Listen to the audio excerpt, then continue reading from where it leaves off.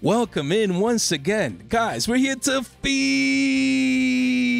that Yu-Gi-Oh! Cardboard addiction, guys. You guys already know. With none other than, man, the GOAT, the Market Watch GOAT is with us today, man, giving a little bit of his time. This is just amazing, man. The GOAT V himself, YGO Paisano, right here. Paisano's in the building. Look at that, 18.3K. That's criminal. That's criminal. I mean, this dude's supposed to be over 20K years ago, 25K, 50K, a hundo, man. Honestly, I'm just giving my honest opinion. I've been watching V for over a decade. Look at that. We use the evidence here. The charts usually with cards, and here, look, over 11 years just providing videos with so many thousands of views. Well, hey, we got to show the man his respect.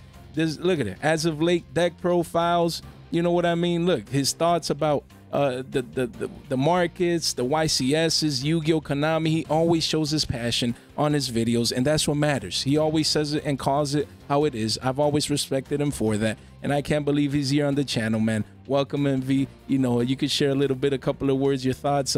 I just thank you for being here and collabing. It means a lot for me, brother. Nah, I appreciate you, brother. What's going on, everybody? V here. I've been doing videos for a long time. You know, Yu-Gi-Oh! Obviously passion for a lot of people, a hobby. And then some people decide to take it to another level, and I take it to the point where I like to record videos, and I enjoy creating content. I enjoy hearing what people have to say, positive and negative, and it's always been fun. And you know, doing YouTube itself has been just a roller coaster and adventure, and it's one thing I do out of pure enjoyment, and I still love creating content to this day. I just recently made 2 videos, and I'm going to be having to come up with the channel. It's just stuff that I get to enjoy doing for fun, and it's always awesome to see other people that enjoy the thing that you enjoy creating. It's always fun to have that. It is. Again, brother, thank you so much for sharing your thoughts. It's amazing. You know, you've just been doing it for so long. You know, to me, you're a pillar of the community. A lot of people has a lot of noise and a lot of things to say, man, bleep all that. You know, honestly, this guy's been organic since day one, been watching him for years. So I'm not talking just out of my, you know what, you know, I've been watching the videos, the content is just amazing. So guys, if by any chance, we're the small channel, we get it, but there could be some of you guys that live under a rock. Get yourself over here. We'll leave the link in the description down below. Get yourself over to V.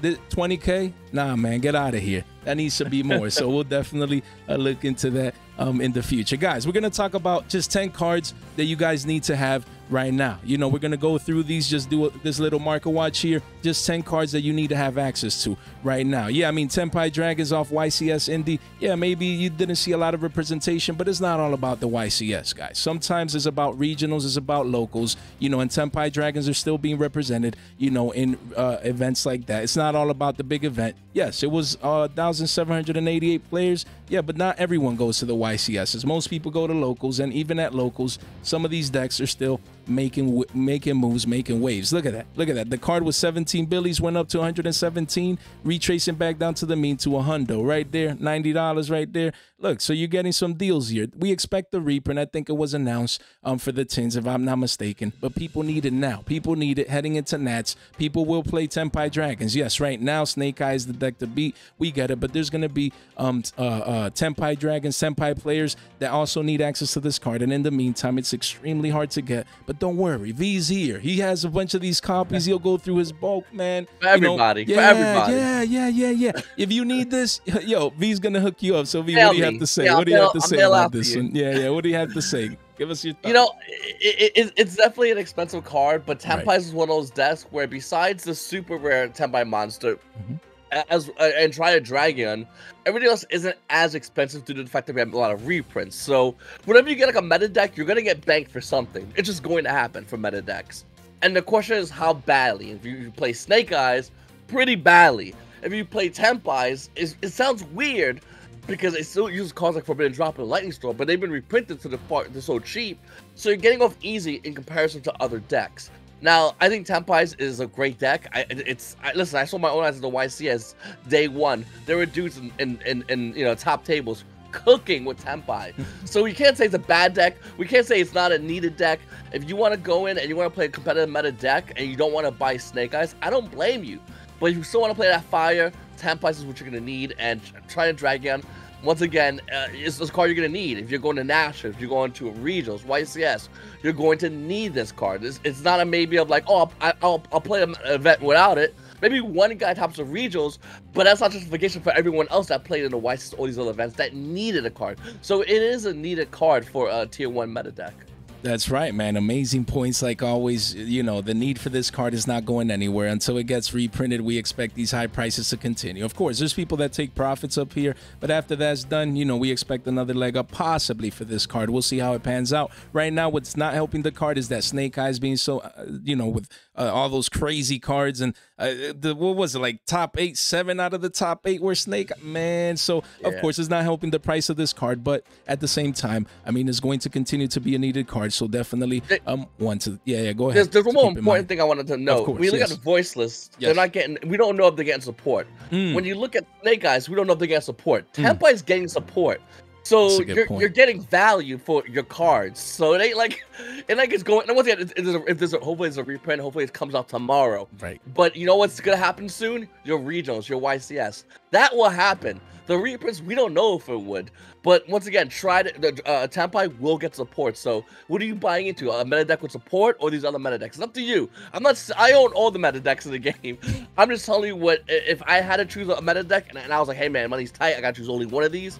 Tenpai is looking really good, especially once again, like I said, with all the reprints. Yeah, and like V said, he saw himself. He went to YCS Indy, and just because it didn't make the day 2, you know, and things of that nature, or like the top cut, many different, you know, like 10, 5, 3 of these in the top 32. No, just because it wasn't heavily represented in the top tables, that doesn't mean that day 1 you didn't see, you know, dozens and maybe even hundreds of players playing this deck. So definitely a card you want to keep in mind heading into the future, especially now that it's cracked the triple digi mark towards the downside. Definitely one to keep in mind. So guys, later into the market watch, V actually has what he believes is the penny stonk of the day, of the moment right now. We're going to cover that. And before we continue on, V, usually when I have people on, I like to ask, you know, just this question, like, why do you love Yu-Gi-Oh? What got you into Yu-Gi-Oh? And why you have that passion for Yu-Gi-Oh that you display in every single video that you've made for over 10 years, over a decade, man. We're curious, man, so let it go. I think every Yu-Gi-Oh player likes to be challenged, and we don't like to. I mean, let's be honest. With the bad price support, we don't want anything in return, but we like that challenge. And Yu-Gi-Oh provides that challenge for every single player, myself included. And I like to be challenged to the point where it's a passion to be challenged. And like I said, I always tell everybody when it comes to Yu-Gi-Oh, it's chess, but we bring our own chess pieces. And I love that. I really love that challenge that the game has done since back in when the game first came out. I mean, I'm dead serious. It was a challenge still. Obviously now it's a lot more, but it was still a challenge, and it was fun, and I enjoy the game. The game has done so much for me personally. I met my wife through this game, oddly enough. Like, it's so awkward to say, but yeah. Oh, bro. I met her brother, and I told her brother, I'm like, you got any hot sisters for me? And he's like, no, you don't want. And then we went to go pick him up one day, and I saw well, eventually, you know, who became my wife. Yeah. And I said, his name was Tommy. I said, Tommy, you gotta let me help me out with your sister, buddy. Help a brother out. And he's like, all right, I'll introduce you. So the next time we introduced and me and her hit it off. But that is awesome, bro. My best friend I met through Yu-Gi-Oh. You know, he came in one day, went to go play Magic. He saw me play Yu-Gi-Oh. I was sitting there practicing. He's like, hold on with this Magic. Went back in his car, grabbed this Magic. So this game has had a massive impact on my life. And, you know, I enjoy it. I really do enjoy the challenge. I enjoy the community. Obviously, there's important aspects of the community I don't enjoy, but ultimately the game itself. I always tell everybody, because the longer you play this game, the more issues you'll have with Konami. I am pro Yu-Gi-Oh. Everything else doesn't matter as far as like Konami or the goofy like Twitter politics. That's all like goofy. Go in there, make fun of it, laugh at it, point at it, make you know, and then keep going back on what you do and what you love. Yes. But yeah. yeah. Love the take the story. You know how it intertwines you with your personal life and your wife. Obviously, that is amazing. Your best friend as well. I mean, if we're here, if you're watching right now, if you follow V, if you follow me. We share the same love. We share the same passion. We're here for a reason. In some way, shape, or form, this game has positively impacted our lives. You know, for many people, it's through the anime. For other people, is maybe just competing, and others just collecting. Maybe they appreciate the artwork. That's what I love about Yu-Gi-Oh! It touches so many different areas, you know, of a TCG card game. And I won't lie, you know, I maybe some people tried Pokemon, I tried, you know, Dragon Ball recently and this and that, but I always find myself coming back to the one and only, the one that I love. Yeah, I could share with others and do a little bit of this here to mix it up sometimes. Some people take breaks and quit as well, and that's fine, you know? But at the end of the day, we always find ourselves coming back to the one true love. You know what I mean? So I really appreciate it, V, for sharing your story and just why you love Yu-Gi-Oh! I always love to hear, you know, stories of people, how they got in, why they love the game, that we all, you know, share the passion for. So I appreciate it, brother. All right, so on that note, we have SP Little Knight. I mean, a card from Age of Overlord, this secret rare. I mean, it's high in demand. We see consolidation here on the 3-month chart,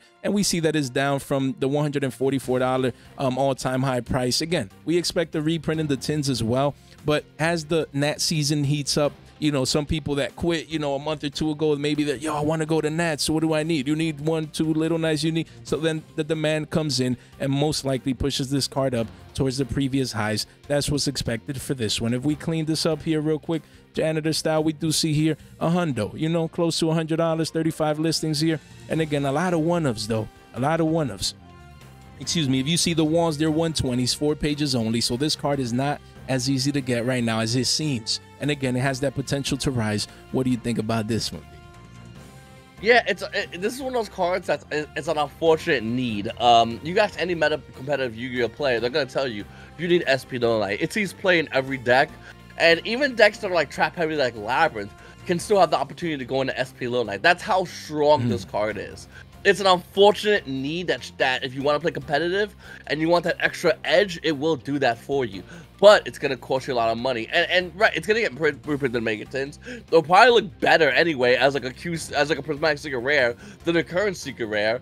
But listen, we got Nationals coming up. You got Regionals coming up. You know, it ain't no joke. If you don't want to lose and have a chance of losing out on day 2 or top 32 because you don't have this card. It sucks. Once again, nobody's excited. Nobody's saying you have to, forcing it.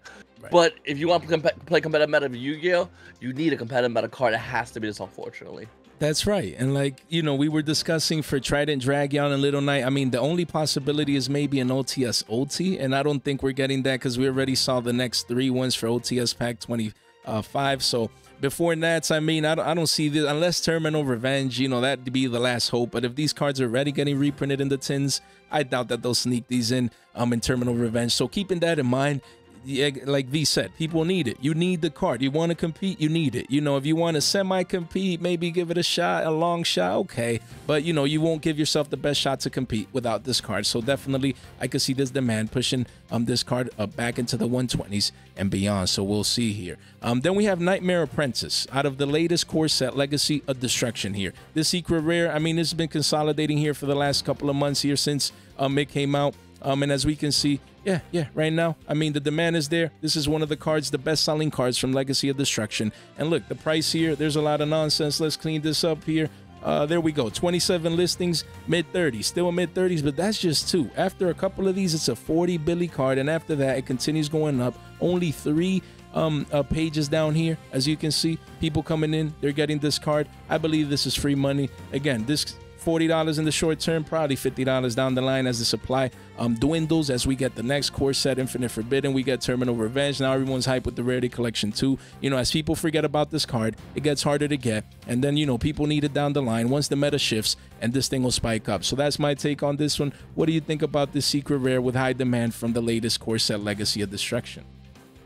Yeah, I think right now it's not a card I'm a big fan of, but I agree. I think illusions are relatively new as an archetype in the game. Konami's not going to forget about something they just released via the archetype illusions, and it's going to get some more support. And this card obviously will be a wanted card. As it stands right now, I think the reason why the card held any value to begin with was because it was being used with Chimera, but Chimera's now using Melodious, so they're kind of every Chimera player is pushing this to the side. But all it takes is Konami announce some more illusion support before if I hear about illusion support being announced, that's even kind of good. The first card I'm looking at is this card. No doubt in my mind. Like, I'm gonna go, okay, let me get one of the cards that searches out any illusion monster from my deck. Like, why would I not want to do that? So I would run to this card. But as it stands right now, the card's going lower because Chimera players, like I said, they're going to Melodious. And if the Melodious cards, the Melodious spell, Ostinato was cheaper, you would see his card go lower even faster. So it's one of those cards you definitely want to keep an eye on for now until we see any kind of shift within the meta as far as new cards being released. That's right. That's a perfect take. I mean, couldn't have said it any better. I mean, we have months talking about illusions since the Eye illusion came out. The other one, where's the other one? Is this one? I always talk about it. Where is that one that came in Duelist Nexus? What is that? I always forget. I'm not gonna look it up right now, but yeah, illusions again. They're gonna keep continuing bringing support. This is just the beginning. This card will be money in the future. The artwork is beautiful as well. So look, like V said, Ostinato here as a common is still breaking barriers. Last time we talked about this card, it was like 5 billies. Now it's pushing 7s. Who knows? We might see double digits, $10 and beyond into the teens for a common. So like V correctly stated, this deck is actually being used. Melodious is being combined with Voice's Voice with many different deck archetypes, and especially, with Chimera, I think was that you said as well. So again, look, when you guys see that the demand lowers, the supply comes in and people don't need it. You see it push down towards the low 30s. But again, supply-wise, only 27 listings. The potential is there for this card, with future illusion support, like V just stated, just a broken effect. We can see this definitely being more money down the line. Now we have Kashtira Fenrir, a card that since inception has been the talk of the town. Broken, either played in the pure decks or as a mini engine by itself. The card since it came out has just been in the meta. It's been in the meta. A lot of people, a lot of ban list speculation. It should get slapped in the wrist of 2, maybe put down to 1, maybe ban, and it's still at 3s. Yeah, maybe next list. Maybe it finally gets the slap. Maybe 1, maybe ban. Who knows, right? But for now, still at 3s. Still at 3s. And a lot of people are running Fenrir. I mean, it's just a great card. It's always been like that. So right now it made a low of 15s, but now post-ban list, when it didn't get hit, it's only been going up. The trend is your friend until the end. And as we can see here, this is just the beginning for this one. Because we see if we clean this up here, janitor style, we do see here 44 listings, and it's a $19 card. So to me, a lot of 1s, a lot of 2-ofs here. This will be 20s and beyond pretty soon. Yes, there's a massive wall of China here with over 400 copies. Insane. But don't take this for granted. The demand could clearly, again, Nat season. V said it. I've mentioned it. Nat season is the key for many of these cards. You know what I mean? Unless we get an emergency ban list or something weird like that, most of these cards should be safe heading into Nat season, and that's what people are thinking about. I need it, man. I want to compete. I want to go to nationals. You know what I mean? I want to go to regionals. So maybe the YCS or this or that. The demand has been here, constant. Even the OTs are pushing 50s. What do you think about this one, V? I guarantee you. Here's my hot take that I hate. Here's my hot take that I don't like. Yeah, love it. Konami's not gonna ban this card because they haven't finished juicing you guys, the Yu-Gi-Oh community. Okay. They're gonna make a QCR Fenrir and tell you, they're gonna go, you see those ultis? You don't want those anymore. So see that Secret Rare Prismatic? You don't need. You need a QCR. And the second we buy it, they go, gotcha, and then they put it on the next ban list. That's so true. I didn't even think about that, man. That's such a great idea, because this card, Rarity Collection 3, later this year, this card is going to be it. It's going to be right in the forefront of the... Nah, I'm just kidding. But yeah, I love the point that V made. It hadn't even crossed my mind, but that's such a genius idea by Konami. You give us QCSRs, maybe even 7 different rarities, either as a promo, as a QCSR in this year's Sins, or, Rarity Collection 3, who knows? It's all speculation. But yes, this card only has 3 prints. It needs a reprint. And probably that's an amazing point, that we would get more reprints before the hit. So V's right, man. I'm gonna have to side with him on that one. Honestly, they're gonna blast this card to outer space. By the way, they're gonna put it to maybe we'll get 1, maybe. That's true. The card has just been too broken for too long. Usually cards like these, again, they get that last chance to be milked, based on what V said, and then after that they go on the list, and that's it. That's it. They don't come back, guys. They do not come back from that one. Then we have Ash Blossom and Joyous Spring. This is the max rarity version of an iconic Yu-Gi-Oh hand trap. It's been essentially the best hand trap since inception into the game. Yeah, sometimes it might get cycled out here and there for, a Drows or Ghost Ogres or Effect Veilers. Yeah, it happens. But overall, it's been the most consistent, dominant hand trap since 2017 when it came out. And look, this max rarity version was 172s, spiking up here, says 212s. And yeah, that's where we're at right now. If we clean this up here real quick, we do see here, 210s, you have 12 here, 212. So yeah, this is where it's consolidating here, as we can see. And again, honestly, personally, I've always wanted an ultimate rare Ash. I mean, we have OT Drows, Effect Veilers, Ogres, everything. Pros, every hand trap has an OT except this, it feels like. You know what I mean? But hey, this is max rarity right now. Quarter Century Street Secret from 25th Anniversary Rarity Collection 1 at just a hair above $200. What do you think about this one, V? Is that the right price right now? Should it go up, maybe down? What do you think on this one?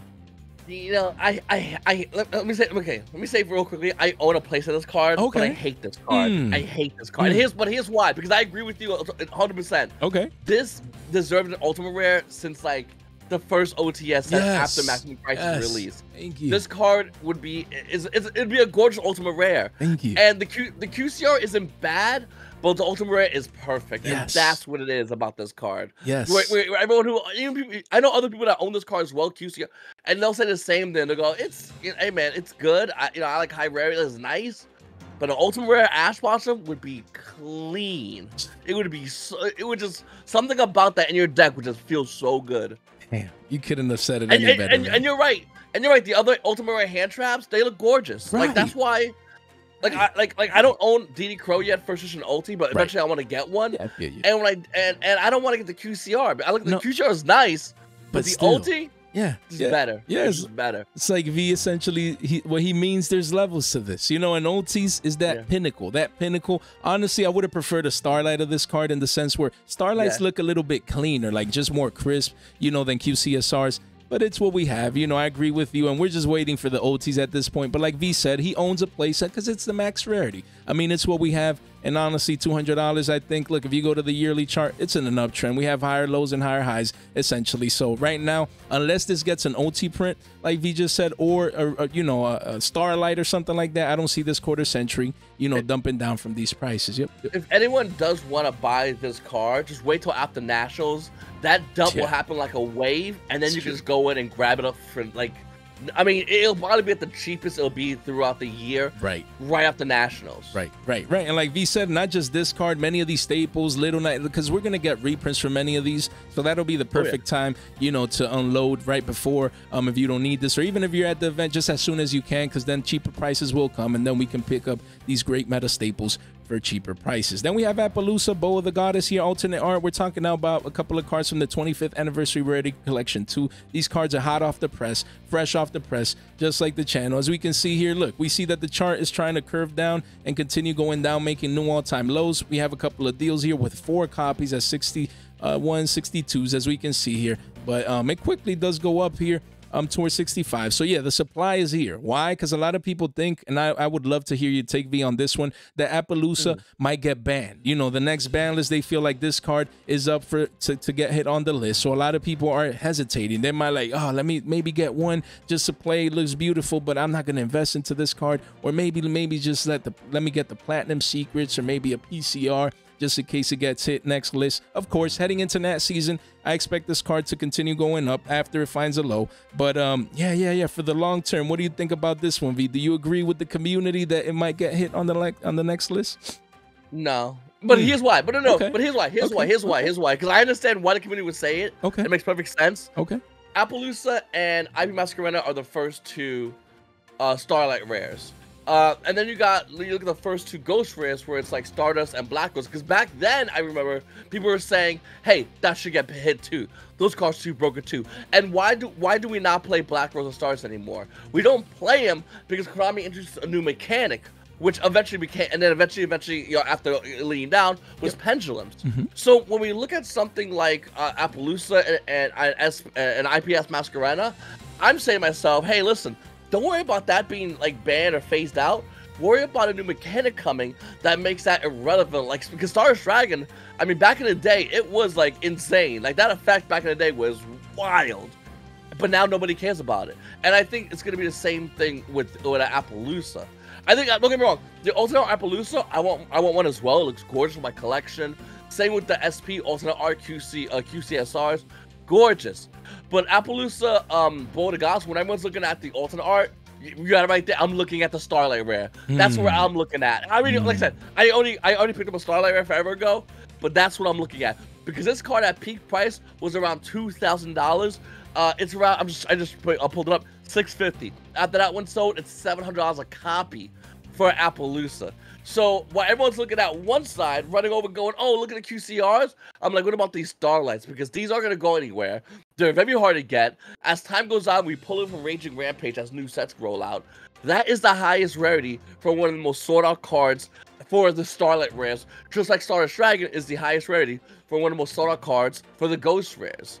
So as once again, and if this was to get banned, I hope the price falls because I'm gonna buy more, in my opinion, because I think that this card is such a hard to get card. As time goes on, it gets harder to get, and Yu-Gi-Oh players are slowly starting to love their legacy formats with Edison. It's gonna be a matter of time before we get a legacy format with this, if this was to be removed from the equation, and I think it will be eventually. Yeah, I mean, great take. All I have to say is that, like V correctly said, this is the first Starlight rare that ever came out.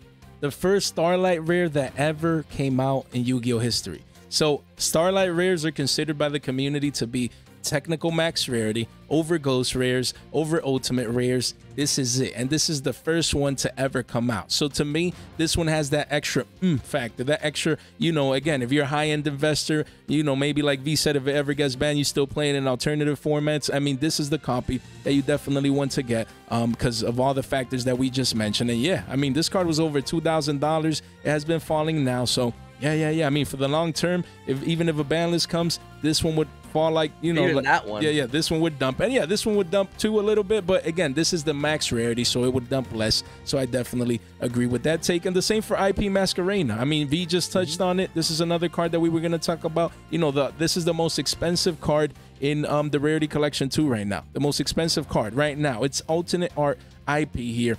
Quarter century secret rare, and as you can see, getting consistent sales anywhere between 66s and 70s. And yeah, if we clean this up here real quick, yeah, right here, look at that, 66s to 70s right there, 5 pages, 49 listings. So again, I expect this one to go up as well as supply dries up. But again, Starlight, like V just said, from Chaos Impact, essentially impossible to get. And this was one that was what, a G3, and it was even higher than that before that. And now you can see it says 600s here. Let's clean this up here real quick. We do see under 450s. Wow, that's crazy. That's crazy. I mean, there's definitely potential to see a 2 to 3x on this one. What do you think? What do you think, V? I got a little bit of Yu-Gi-Oh history too. At one point in this game, you could have bought Ghost Rare First and Stardust Dragon for $75 at one point.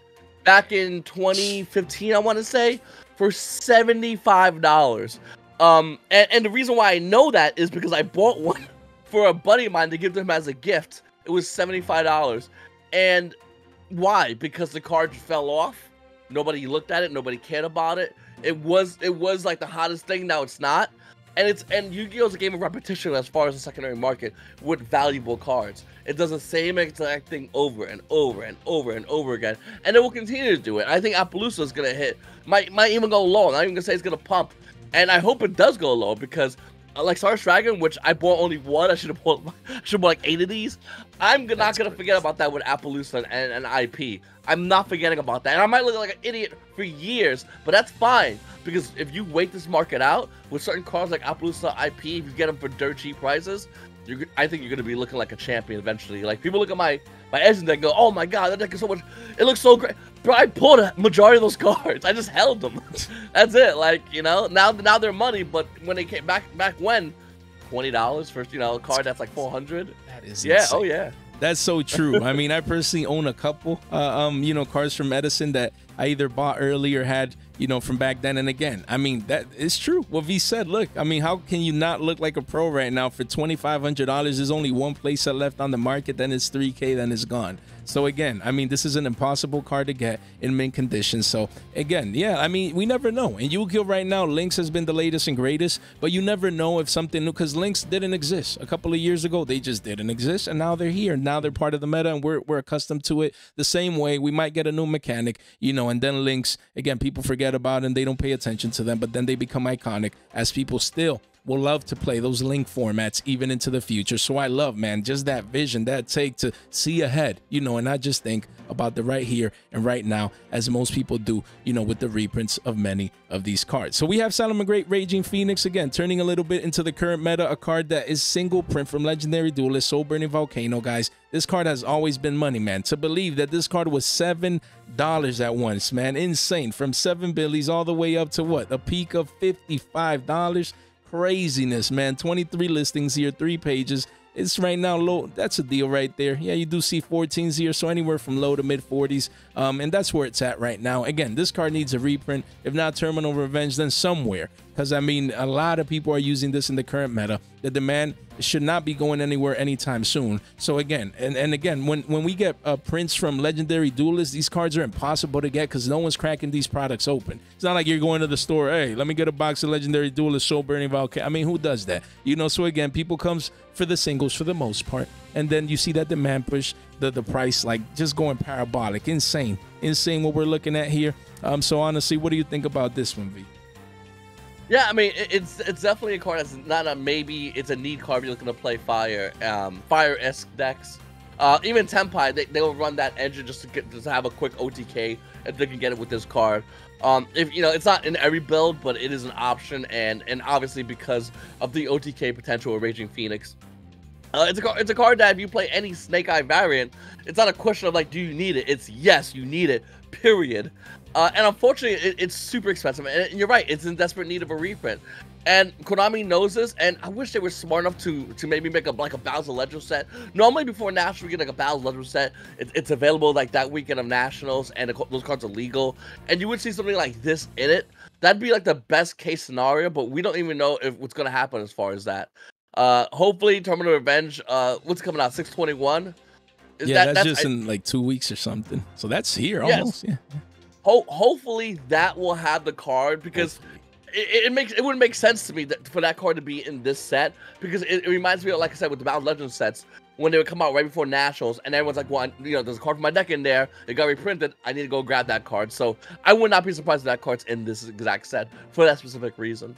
Yeah, I mean, amazing take. Like V said, I expect this card to be here. You know, speculation, but it's the perfect set. As a QCR, by the way. Watch. Oh, man. Watch. Watch. You think Konami's going to release this as a common? Konami's trying to eat, bro. That's what that's I was a QCR. That's just what I was going to say, man. We're like, yo, please, be here. And Konami's like, yeah, we're going to put it in there, but short print. We got you. You know, yeah. QCSR short print, man. But, oh, man. Oh, boy. But, yeah, we have Droll and Lockbird here, Quarter Century Secret. Guys, this thing, it says getting floored, but honestly, it's just a couple of bucks because the card just came out. And yes, again, this one has OTs. So like V said, look, if we go to the OTs, this is the one that we should be eyeing for right now.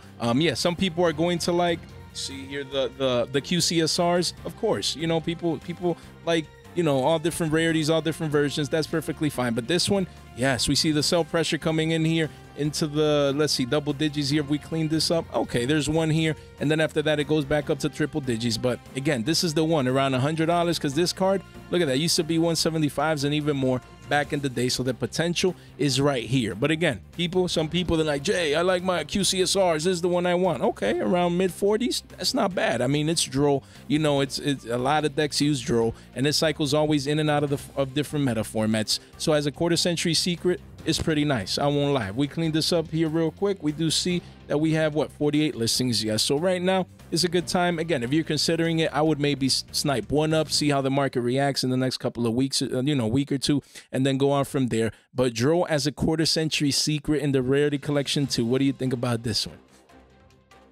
I hate this card. I just don't like. So here's the thing. And of course, once again, there's an Ultimate Rare. Konami. Right. Yeah, they got.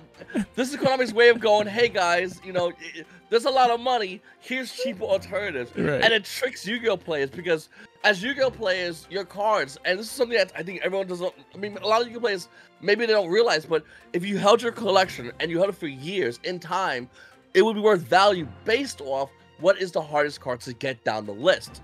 So it's not gonna go like upwards, it goes downwards. So the hardest to get is Droll and Lockbird Ultimate Rare. It's the hardest to get.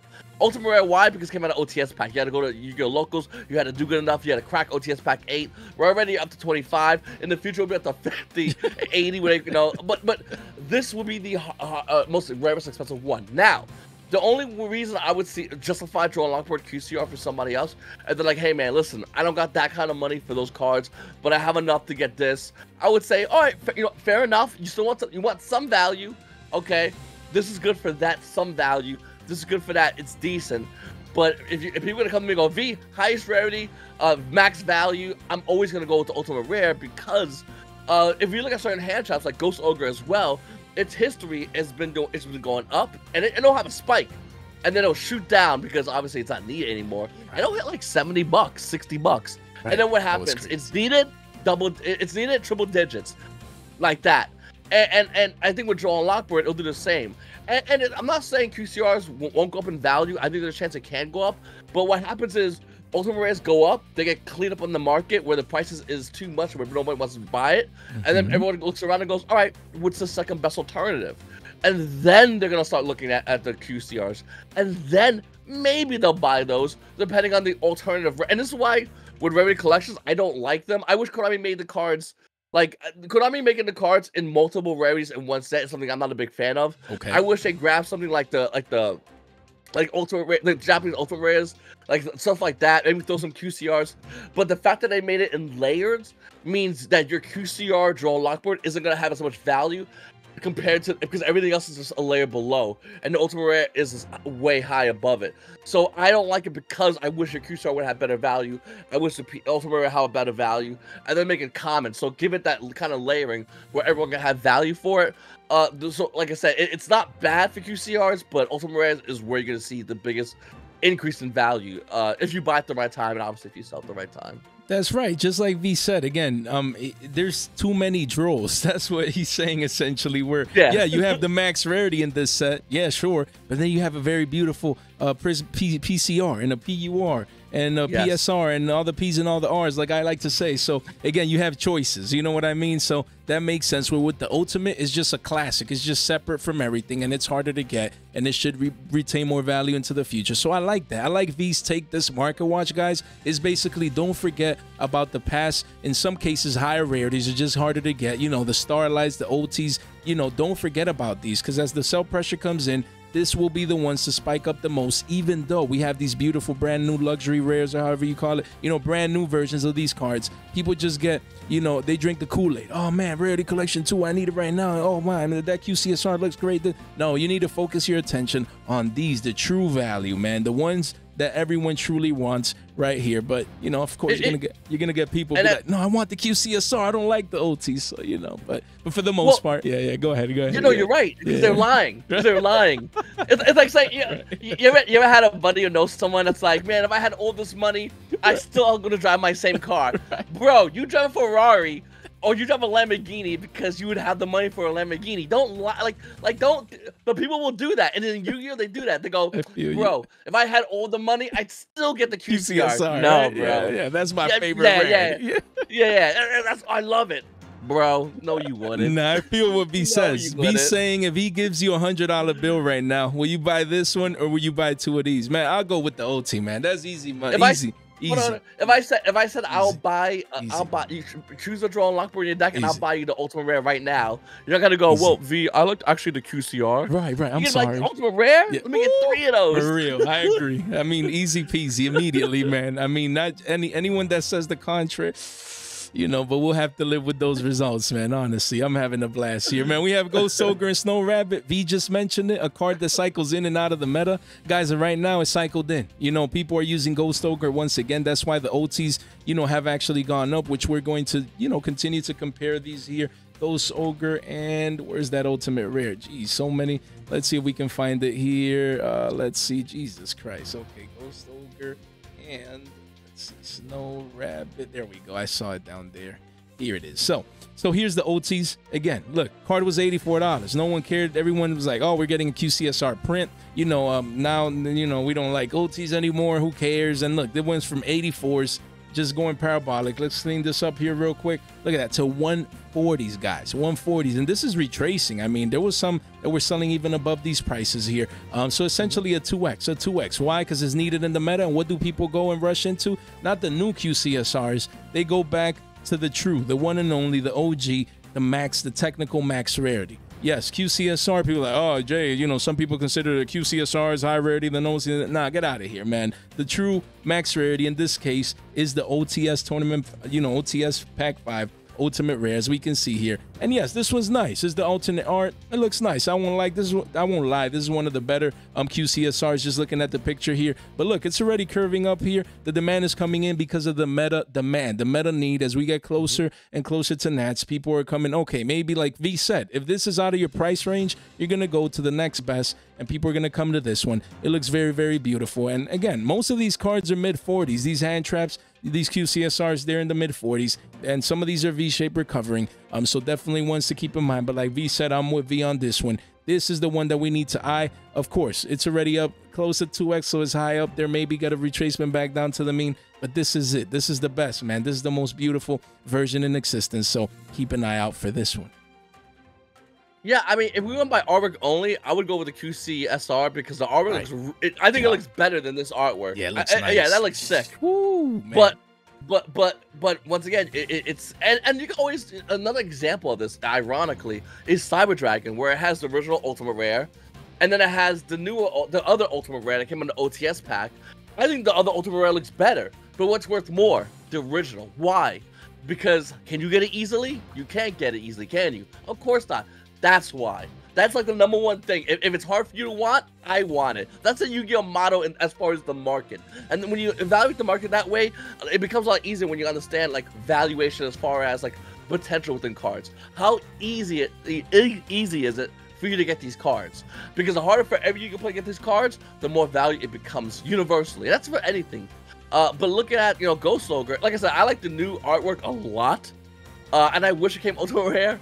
But it would still be the same outcome. If this card was Ultimate Rare, like Ghost Ogre Ultimate Rare, it's going to be the same outcome because of what's older, what's harder to get. That's the value as far as it goes for this card. Man, this is the perfect example. I mean, we have Ghost Rares that are like what, $40, and it's a Ghost Rare. But people are like, you know what? Who cares, man? Give me the one that's harder to get, the one that you can get, because I can and you can. Literally, V keeps it simple. If I can and you can't, I want it. Give me 3 of them things. You know what I mean? And here it is, as you can see, $700 versus look the alternate art print. Look at that, $50-$60. Ghost Rare. That looks better. $40. The alternate art, Ultimate Rare. It looks infinitely better. It looks so nice, and it's still nowhere near as good. It's still nowhere near as good as the original. To me, this is just cleaner. It's better. I love it. Of course, people with nostalgia, they want the old version, the Yu-Gi boomers. Like, we get it. But to me, if they ask me which one has better artwork, this is it right here. This is it. And people are like, yeah, good for you, Jay. Let me get 3 of these, man. Because you can't. You know what I mean? So they keep it simple. And V is right 100% on the dot, as you can see. I'm right here. Even cheap Ghost Rares. So you're like, man, but this is a Ghost Rare. It looks clean. And look, people don't care. Easy to get. Give me the one that is hard to get. So definitely a great take with using that example of Cyber Dragon and also his take with Ghost Ogre, and Snow Rabbit alternate art. So yeah, people want the harder to get cards. It's all about scarcity, at the end of the day. Go ahead. I always say I'm a competitive collector because I like to be competitive, but I always like to get high rarity stuff that I'm competitive with. Okay. I own a playset of Ghost Ogre Ultimate Rares.